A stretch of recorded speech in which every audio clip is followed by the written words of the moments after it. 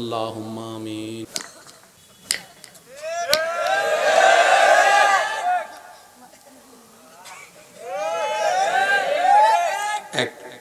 এটা আমি আমার দোষের কথা বলছি। আল্লাহ আমার এটা দাও, ওইটা দাও, ওইটা দাও, ওইটা দাও, ওইটা দাও, ওইটা দাও, আইফোন দাও, একটা হোন্ডা দাও, আল্লাহ আল্লাহ একটা ভিসা দাও, আল্লাহ আল্লাহ একটা জায়গা কিনে দাও, আল্লাহ আল্লাহ আল্লাহ এটা দাও, এটা দাও, এটা দাও, এটা দাও, এটা দাও, এটা দাও, এটা দাও, এটা দাও, লিস্টে পড়ে গেছে। দরখাস্তের আগাও নাই, আপনি না মনে করতেছেন সেটা দোয়া। বান্দা কি চাস, চুপ করে বসে রয়েছে যে। এবার আশিক বলে আল্লাহ কিচ্ছু চাই না, তোমাকে চাই, তোমাকে চাই, তোমাকে চাই, তোমাকে চাই, তোমাকে চাই, তোমাকে চাই, তোমাকে চাই। ফেরেশতা বলে যে কিরে আজীবন দোয়া করছে, লিস্টি লম্বা, আজকে তো দেখি একটা কথায় সব দোয়া করে লেছে। কিরে ব্যাপার, কিরে বান্দা কি চাস? কই রবেরে চাই। কেন? কই এতদিন বোকা ছিলাম তাই সৃষ্টি খুঁজেছি, আজকের থেকে আমি আশেক চালাক হয়েছি, আমি বুঝেছি স্রষ্টা যার হবে সৃষ্টি তার হবে, স্রষ্টা যার হবে সৃষ্টি তার হবে, স্রষ্টা যার হবে সৃষ্টি তার হবে। আজকে থেকে একটা একটা করে 10টা চাইবো না। এমন হতে পারে আইফোন পাইলে মোটরসাইকেল মিস হতে পারে, মোটরসাইকেল পাইলে মার্সিডিস মিস হতে পারে, আর স্রষ্টারে পাইলে আমার দুনিয়াও হবে, আখিরাতও হবে, জান্নাতও হবে, ইজ্জতও হবে, নিয়ামতও হবে, আগুনের ভিতরেও শান্তির ব্যবস্থা হয়ে যাবে। বলেন সুবহানাল্লাহ। আল্লাহ আমাদেরকে আশিক বানার তৌফিক দান করুন।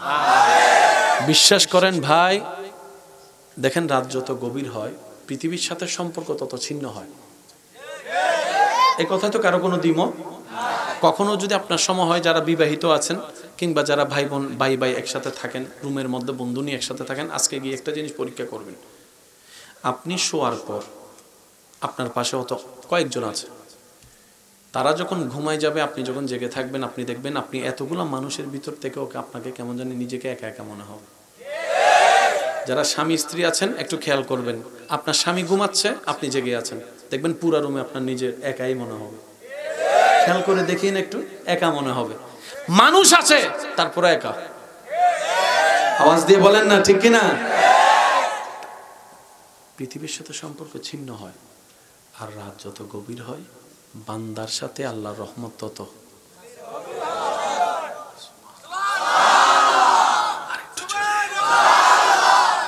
আল্লাহ গভীর রাতে সম্পর্ক হয় কেন? রব বলে যে সারাদিন তো দুনিয়া নিয়ে ব্যস্ত থাকিস, আমার কথা তোর মনেও পড়ে না।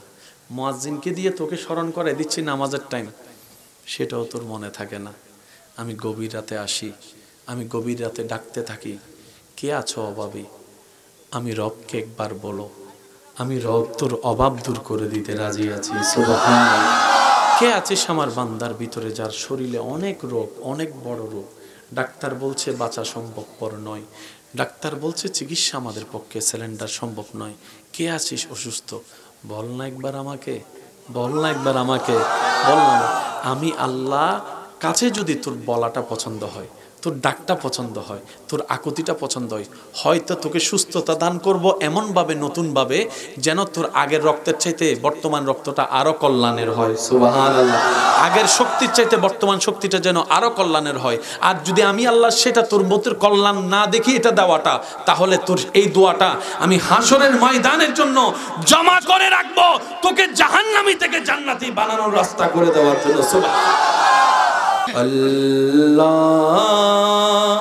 ও গো আল্লাহ, ক্ষমা করে দাও, মাফ।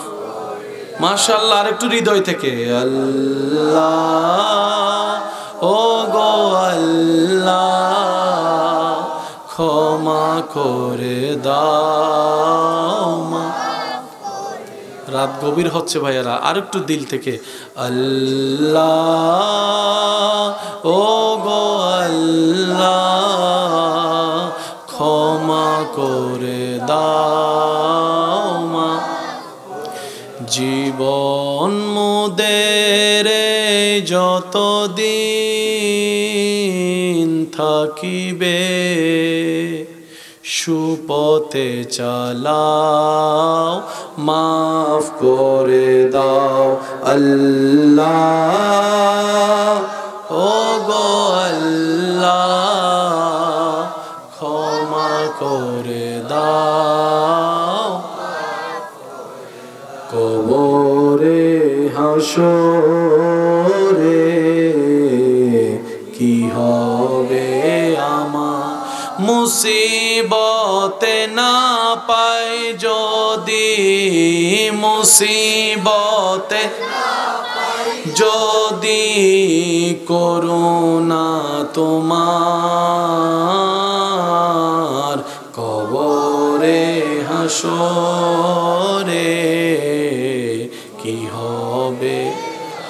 আছি গো ডুবে আমি পাপেরি সাগরে, না জানি কি হবে ও পারে হাসরে।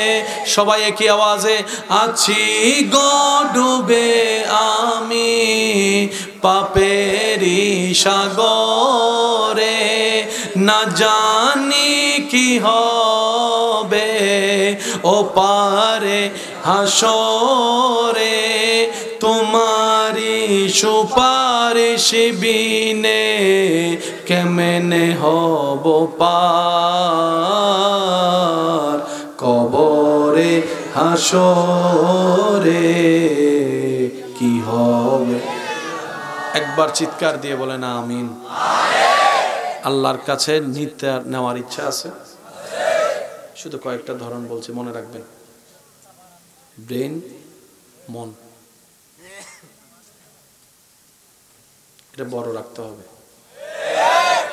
সাগরে যেমন পৃথিবীর সব ময়লা নিজের বুকে নিয়ে পৃথিবীকে পরিষ্কার রাখে, এটাও এখানে করতে হবে। আত্মীয় স্বজন, বন্ধু বান্ধব, ভাই চাচা যারা, সবার দোষ এখানে নিয়ে।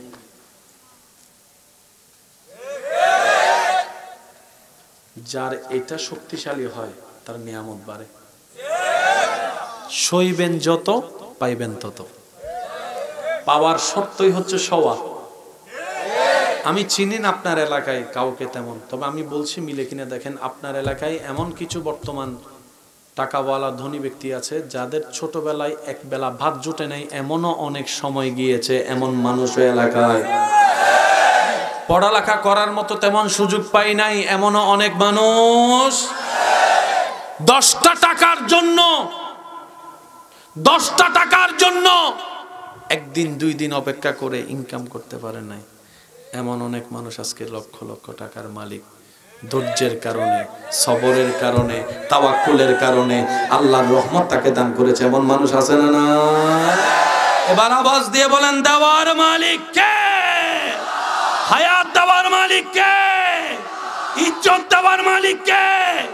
সম্পদ দেওয়ার মালিক কে?